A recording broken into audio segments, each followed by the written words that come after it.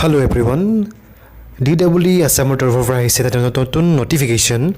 Aru a notice to I say only see that qualified Kenyatta Karni. Eligibly Paise notice the criteria mentioned in the replacement for recruitment of regular teacher of LP and UP school under the Director of Elementary Education Assam is hereby partially modified Koribo Karni. In respect of candidate of central teacher eligibility test only as follows. অৰ্থাৎ নোটিছটো আহিছে seated qualified candidate সকলৰ কাৰণে গতিকে কিনো কথা লিখা আছে বলক আমি চাই লওঁ The candidates will be selected for the post of teacher in the same medium school as per the language 1 or language 2 গতিকে দেখিবলৈ পাইছে যে আগত L1 আসামিজ হলেহে আপোনালোকে আসামিজ মিডিয়াম স্কুলত এপ্লাই কৰিবলৈ দিছিলে কিন্তু বৰ্তমান যোনটো অৰ দি দিছে অৰ্থাৎ L1 বা L2 অৰ্থাৎ যিসকলৰ L2 আসামিজ আছিলে L1 আসামিজ নাছিলে তেওঁলোকো এতিয়া আসামিজ মিডিয়াম স্কুলৰ কাৰণে আকৌ ৰি এপ্লাই কৰিব পাৰিব বুজি পাইছে মানে ধৰি লওক সাপোজ আপুনি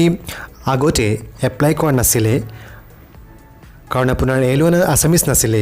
L1 আপোনাৰ ইংলিশ বা হিন্দী আছিলে সেই কাৰণে আপুনি আসামিজ মিডিয়াম স্কুলত এপ্লাই কৰা নাছিলে কিন্তু বৰ্তমান আকৌ সময় দিছে আৰু সময় দিছে 1 March 2020 to 4 March 2020 একৰ পৰা 4 মাৰ্চৰ ভিতৰত আপুনি আসামিজ বা L1 বা L2 দুইটা দি আপুনি এপ্লাই কৰিব পাৰিব অৰ্থাৎ বৰ্তমান L2 আসামিজ হলো আপুনি আসামিজ মিডিয়াম স্কুলত এপ্লাই কৰিব পাৰিব কিন্তু যদি আপুনি আগতে এপ্লাই কৰিলে বা সাপোজ আপোনাৰ L1 অলৰেডি আসামিজ আছে তেতিয়া কিন্তু আপুনি আকৌ পুনৰ এপ্লাই কৰিব নালাগে গতিকে ইমান টেনচন লোৱাৰ কোনো প্ৰয়োজন নাই গতিকে এটো এটা নোটিফিকেশন দিছে বৰ্তমান L1 আৰু L2 অৰ্থাৎ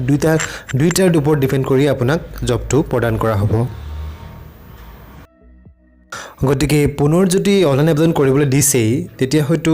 ভেৰিফিকেশন হোৱা অলপ লেটও হ'ব পাৰে যেটো 1 তাৰিখে ভেৰিফিকেশন হোৱা কথা আছিল 1 তাৰিখৰ পৰা 1 মাৰ্চৰ পৰা